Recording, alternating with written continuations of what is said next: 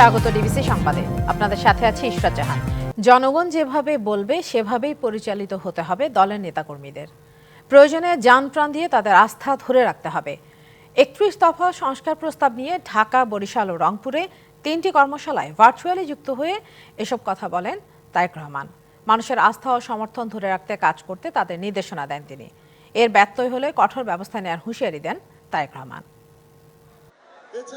রবিবার বিকেলে রাজধানীর খিলক্ষেত থানা বিএনপির কর্মী সভা ও রাষ্ট্র মেরামতের ৩১ দফা নিয়ে কর্মশালার আয়োজন করা হয়। অনুষ্ঠানে লন্ডন থেকে ভার্চুয়ালি যুক্ত হন দলের ভারপ্রাপ্ত চেয়ারম্যান তারেক রহমান। আমাদের সবচেয়ে বড় পুঁজি হচ্ছে, রাজনীতিতে সবচেয়ে বড় পুঁজি হচ্ছে জনগণের সমর্থন। এ সময় তিনি নেতাকর্মীদের উদ্দেশ্যে বলেন, বিএনপির কোনো নেতাকর্মী দলের ভাবমূর্তি নষ্ট হয় এমন কাজ করলে কঠোর ব্যবস্থা নেওয়া হবে। আপনার লক্ষ্য বা উদ্দেশ্য যদি মানুষের আস্থা অর্জন না হয়ে থাকে, আপনার লক্ষ্য বা উদ্দেশ্য যদি অন্য কিছু হয়ে থাকে, আপনার লক্ষ্য বা উদ্দেশ্য যদি দলের আদর্শকে রক্ষা করা যদি না হয়ে থাকে, বিশ্বাস করুন আপনার উদ্দেশ্য অন্য কিছু হলে দুদিন পরে আপনি ছিটকে পড়ে যাবেন। আপনি দল থেকে ছিটকে পড়ে যাবেন, আপনি মানুষের সমর্থন থেকে ছিটকে পড়ে যাবেন। একই সময় রংপুর শিল্পকলা একাডেমি অডিটোরিয়ামে আয়োজিত কর্মশালায় ভার্চুয়ালি যোগ দেন বিএনপির ভারপ্রাপ্ত চেয়ারম্যান। অভিযোগ করেন, ক্ষমতায় টিকে থাকার জন্য পলাতক স্বৈরাচার সর্বত্র বিভেদ তৈরি করেছে। 15 বছর বিভিন্নভাবে ক্ষমতায় থেকেছে, বিভিন্নভাবে আত্মসাৎ করে অনেক কিছু গড়ে তোলার চেষ্টা করেছে। আজ কিছু আছে, আজকে তো খুঁজে পান তাদেরকে। মানুষ তাদেরকে ঘৃণা করছে, মানুষ তাদেরকে খেদিয়ে দিয়েছে দেশ থেকে। পরে বরিশালে দলের কর্মশালায় যোগ দিয়ে তিনি বলেন, দেশকে গড়তে হলে দলমত নির্বিশেষে জাতিকে ঐক্যবদ্ধ হতে হবে। রাকিব হোসেন, ডিবিসি নিউজ, ঢাকা। ভারতের আগ্রাসনের প্রতিবাদে ঢাকায় দেশটির হাই কমিশনে স্মারকলিপি দিয়েছে বিএনপির ৩ সংগঠন। নয়াপল্টন থেকে শুরু হওয়া পদযাত্রাটির গন্তব্য ভারতীয় দূতাবাস অভিমুখী হলেও শেষ পর্যন্ত রামপুরায় পুলিশের ব্যারিকেডে আটকে যায়। কেন্দ্রীয় কার্যালয়ের সামনে সংক্ষিপ্ত সমাবেশে দলটির সিনিয়র যুগ্ম মহাসচিব রুহুল কবির রিজভীর অভিযোগ, বিশ্বের কাছে বাংলাদেশের ভাবমূর্তি নষ্টে ষড়যন্ত্র করছে দিল্লি। কয়েকদিন আগে ভারতের আগরতলায় বাংলাদেশ সহকারী হাইকমিশনে হামলা ও জাতীয় পতাকার অবমাননা, সাম্প্রদায়িক উস্কানির প্রতিবাদে বিএনপির এই পদযাত্রা ও স্মারকলিপি কর্মসূচি। রবিবার সকাল থেকেই নয়াপল্টনে বিএনপির কেন্দ্রীয় কার্যালয়ের সামনে জড়ো হয় যুবদল, স্বেচ্ছাসেবক দল ও ছাত্রদলের হাজারো নেতাকর্মী। গন্তব্য বারিধারার ভারতীয় হাইকমিশন। স্লোগানে মুখরিত হয়ে ওঠে পুরো নয়াপল্টন এলাকা। প্ল্যাকার্ডে প্রতিবাদের ভাষা। পরে বেলা 11:30টায় শুরু হয় পদযাত্রা। এ সময় বিএনপি নেতারা বলেন, দেশের স্বাধীনতা ও সার্বভৌমত্বের প্রশ্নে কোনো আপোষ নয়।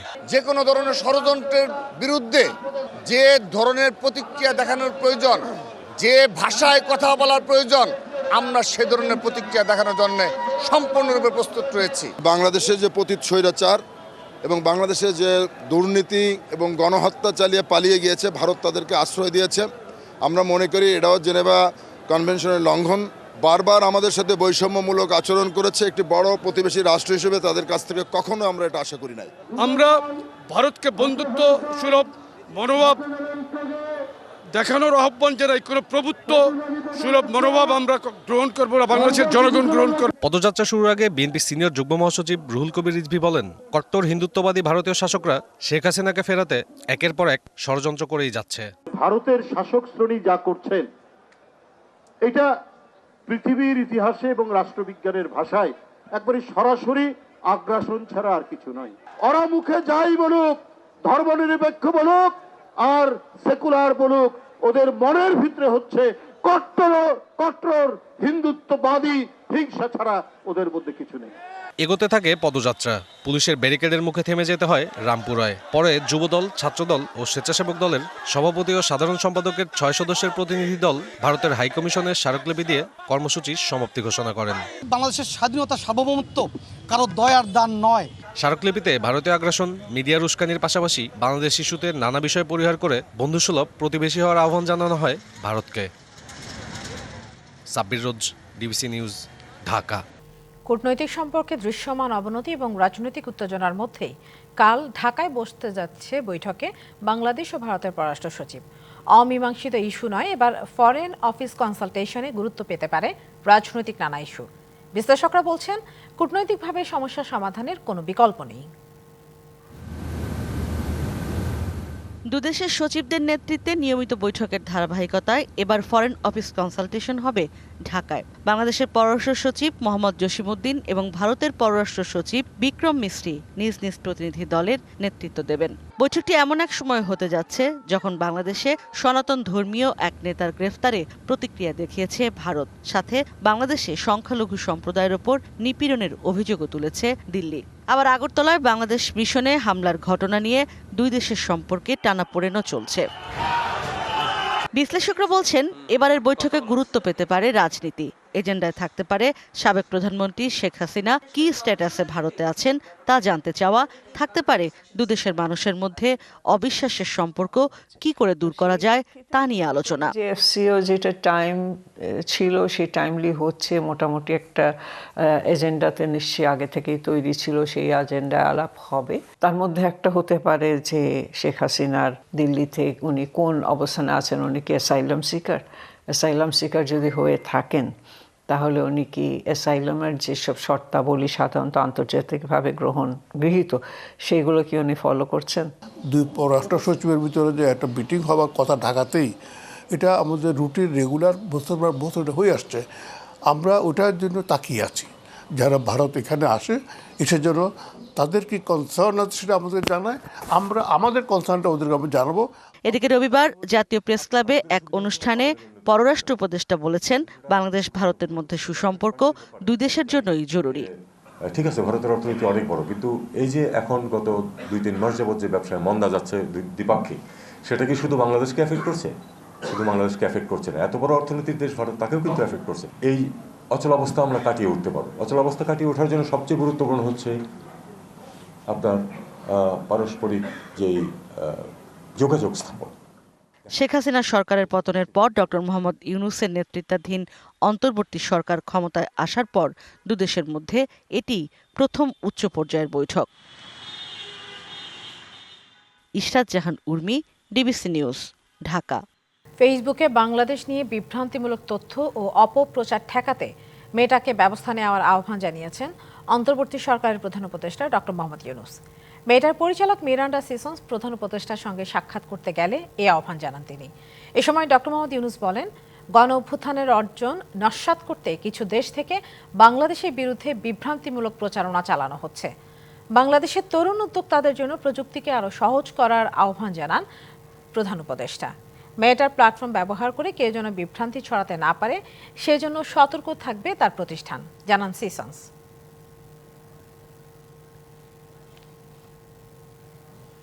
গণ আন্দোলনের মুখে পালিয়ে যাওয়া সাবেক প্রধানমন্ত্রী শেখ হাসিনাকে দেশে ফিরিয়ে আইনের আওতায় আনতে চায় সরকার, জানালেন প্রধান উপদেষ্টার প্রেস সচিব। আগামী বছর জাতীয় নির্বাচন প্রশ্নে তিনি জানান, এটা শিক্ষা উপদেষ্টার ব্যক্তিগত মতামত। নির্বাচন কবে হবে তার ঘোষণা দেবেন প্রধান উপদেষ্টা। রবিবার সন্ধ্যায় রাজধানীর ফরেন সার্ভিস একাডেমিতে ব্রিফ করেন প্রধান উপদেষ্টার প্রেস সচিব শফিকুল আলম। বাংলাদেশের সভারেন্টির উপরে যদি আঘাত আসে অবশ্যই আমাদের তাদের নজরে আনবে। কথা বলেন সাবেক প্রধানমন্ত্রী শেখ হাসিনাকে দেশে ফিরিয়ে আনার বিষয়ে। শেখ হাসিনার এক্সট্রাডিশনের ব্যাপারে আমাদের গভর্নমেন্টের অবস্থান খুব স্পষ্ট, ক্লিয়ার। আমরা শেখ হাসিনাকে দেশে ফিরিয়ে এনে আইনের সম্মুখীন করতে চাই। তাকে এই যে তার আমলে যে ম্যাস মার্ডার হলো, উনি জুলাই আগস্টে যে 1500-র উপরে মানুষের যে হত্যার তো মূল নির্দেশদাতা তিনি। দুই দেশের কূটনৈতিক টানাপোড়েনে ভারতের গণমাধ্যম কর্মীদের বিভ্রান্তমূলক সংবাদ প্রচার না করে বাংলাদেশে এসে খবর করার আহ্বান জানান প্রেস সচিব। ইন্ডিয়ার সাথে আমাদের লিঙ্গুইস্টিক, হিস্টোরিক্যাল, কালচারাল লিঙ্কেজ আছে। তা আমরা অবশ্যই চাবো যে ইন্ডিয়ার সাথে আমাদের যে সম্পর্কটা সেটা আরও বেটার জায়গায় যাক, যাতে দুই দেশের মানুষই এটার বেনিফিটটা পান। যারা এই শেখ হাসিনার কাভার করেন বাইরে বা তারা অবশ্যই এটা লক্ষ্য রাখবেন যে তার হেট স্পিচ যাতে কেউ স্প্রেড না করেন। আগামী নির্বাচন নিয়ে প্রধান উপদেষ্টার আহ্বান বর্ণনা করেন উপপ্রেস সচিব অপূর্ব জাহাঙ্গীর। শিক্ষা উপদেষ্টা ওয়াহিদুদ্দিন মাহমুদের একটা ইয়েতে বলা ছিল, উনি বলেছিলেন যে ওনার ব্যক্তিগত মতামত দিয়েছেন যে 2025 ইলেকশন হতে পারে। তো সেইটা একটু ক্ল্যারিফাই করার জন্য যে এটা পুরোপুরি ওনার ব্যক্তিগত মতামত। প্রধান উপদেষ্টার কাছ থেকে কিন্তু এখনো পর্যন্ত কোনো ইলেকশন ডেট এখনো পর্যন্ত আসে না। প্রধান উপদেষ্টা এটা করবে যে ইলেকশনটা কবে হবে। দেশে ভোজ্য তেলের কোনো সংকট নেই, রোজায় কোনো সমস্যা হবে না আশ্বস্ত করেন উপপ্রেস সচিব। আমাদের সর্বোচ্চ চেষ্টা আছে যে রোজার সময় যাতে আমাদের বাংলাদেশি মানুষ যারা তারা সয়াবিন তেল এবং পাম অয়েল যাতে সাশ্রয়ী মূল্যে পান। কামরুল হাসান, ডিবিসি নিউজ, ঢাকা। ডিবিসি সংবাদে নিচ্ছি একটা বিরতি, সঙ্গেই থাকুন। স্বাগত আরেকবার ডিবিসি সংবাদে। স্বাধীনতা পেলেও রাজনৈতিক প্রভাবমুক্ত হয়নি দুদক। অর্থ পাচার সহ দুর্নীতির বিরুদ্ধে তেমন ভূমিকা রাখতে পারেনি সাংবিধানিক এই সংস্থাটি। ট্রান্সপারেন্সি ইন্টারন্যাশনাল বাংলাদেশ মনে করে আইনিভাবে স্বাধীন হলেও রাজনৈতিকভাবে ব্যবহার করা হয়েছে দুদককে। আর দুদক কর্মকর্তারা মনে করেন রাজনৈতিক ও আমলাতন্ত্রের হস্তক্ষেপ না হলে দুর্নীতি দমনে বড় ভূমিকা রাখতে পারবে সংস্থাটি। 1957 সালে দুর্নীতি দমন ব্যুরো গঠন হয়।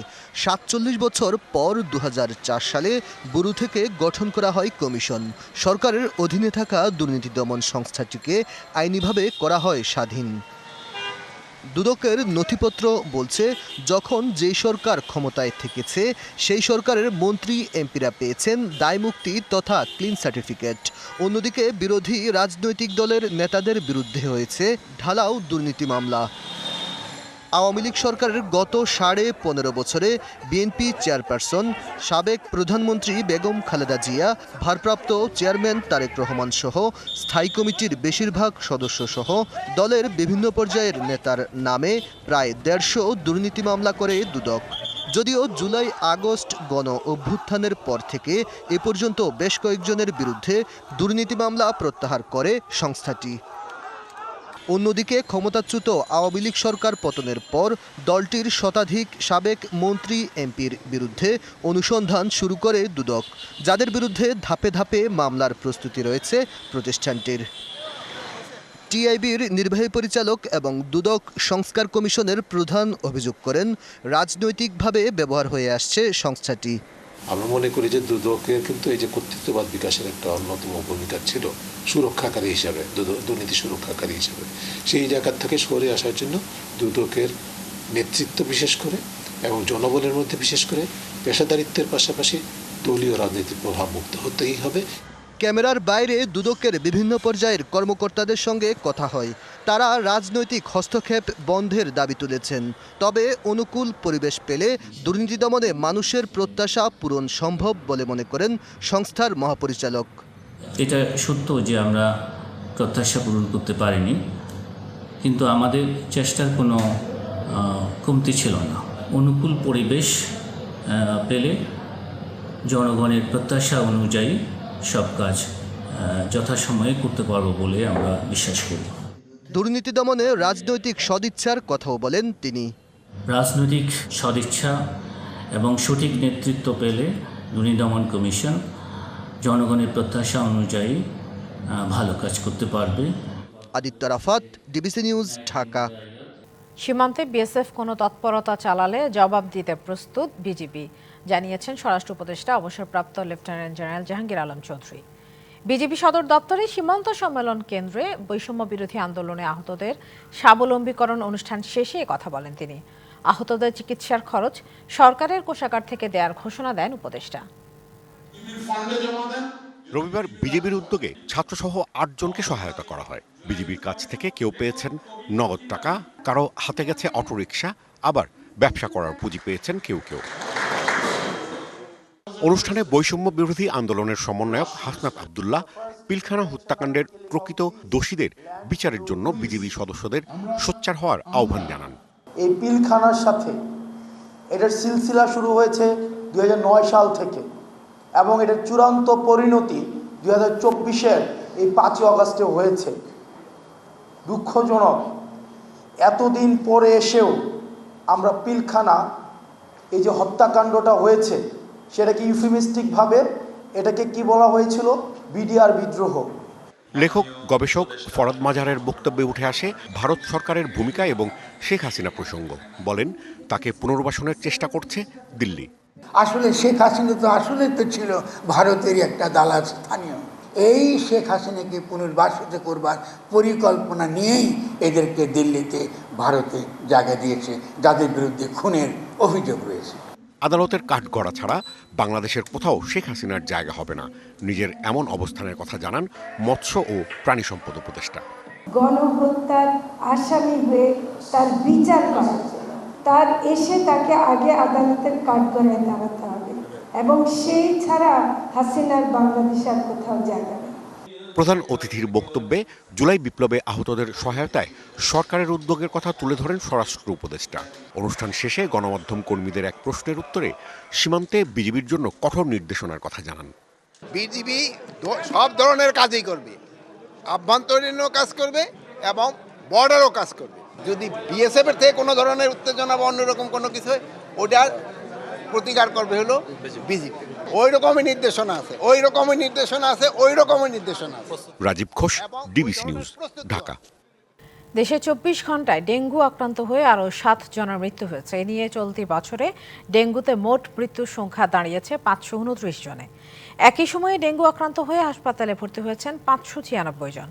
রবিবার সন্ধ্যায় স্বাস্থ্য অধিদপ্তরের হেলথ ইমার্জেন্সি অপারেশন সেন্টার ও কন্ট্রোল রুম থেকে পাঠানো প্রতিবেদনে বলা হয়, চলতি বছরে এখন পর্যন্ত 96,228 জন এই রোগে আক্রান্ত হয়ে হাসপাতালে ভর্তি হয়েছেন। গেল বছর দেশে 3,21,179 জন রোগী হাসপাতালে ভর্তি হয়ে চিকিৎসা নেন। 1,705 জন মশাবাহিত এই রোগে মারা গেছেন, যা দেশের ইতিহাসে এক বছরে সর্বোচ্চ মৃত্যু। মেরিল পেট্রোলিয়াম জেলির সৌজন্যে এবার জানাবো শীতের গল্প। বাগেরহাটে শীত মৌসুম এলেই দেখা দেয় সুপেয় পানির তীব্র সংকট।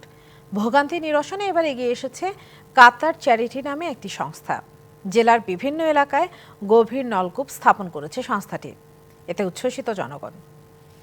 উপকূলীয় জেলা বাগেরহাটে লবণাক্ততার কারণে সুপেয় পানির হাহাকার দীর্ঘদিনের।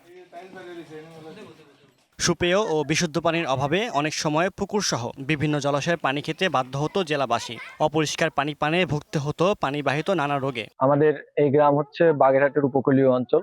আমাদের এখানে আসলে আমরা নোনা পানি এলাকার লোক, আমাদের এখানে সুপেয় পানির খুবই অভাব। পানি দিয়ে আমাদের কোনো উপকারে আসতো না, শরীরে বিভিন্ন ধরনের রোগ বালাই দেখা দিত। সুপেয় পানির অভাবের কারণে অনেকের অনেক রোগ ব্যাধি হচ্ছে, যার কারণে আমরা প্রায় সময় বিশুদ্ধ পানির অভাবে হাসপাতালে ভর্তি থাকি। পানির সংকট নিরসনের লক্ষ্যে 5 ডিসেম্বর কাতার চ্যারিটির পক্ষ থেকে সদর উপজেলার কান্দাপাড়া ও পশ্চিমভাগ এলাকায় 30টি গভীর নলকূপ স্থাপন করা হয়। এর উদ্বোধন করেন জেলা প্রশাসক। বিশুদ্ধ পানির উৎস তৈরি হওয়ায় উচ্ছ্বসিত কান্দাপাড়া ও পশ্চিমভাগ এলাকার মানুষ। এখন যে পানি পাচ্ছি, এই পানিটা খুব সুন্দর পানি, এই যে এখন আমরা ব্যবহার করি। আমরা জীবনমুক্ত পানি পান করতে পারতেছি, আমাকে সুন্দর উপকার হচ্ছে। পানির সংকট নিরসনে এনজিওগুলোকে বিভিন্ন প্রকল্পের মাধ্যমে এগিয়ে আসার আহ্বান জেলা প্রশাসকের। আমি আশা করব যে ওনাদের এই উদ্যোগ দেখে অন্যান্য যারা এনজিও রয়েছেন, বিভিন্ন সংস্থা রয়েছেন, তারা এগিয়ে আসবেন এবং বাগেরহাটে যদি এই ধরনের কার্যক্রম অব্যাহত থাকে, জনগণের আমার যে পানির সুপেয় পানির যে সমস্যা, সে সমস্যাটি দূর হবে। শিগগিরই পানির সংকট কাটবে এমন প্রত্যাশা বাগেরহাটবাসীর। DBC news desk. ডিবিসি সংবাদে এই ছিল এখনকার মতো। ডিবিসি নিউজের সংবাদগুলো পড়তে ভিজিট করুন dbcnews.tv আর ভিজিট করুন ডিবিসি নিউজের ফেসবুক পেজ এবং ইউটিউব চ্যানেল। ডিবিসির সঙ্গে থাকুন।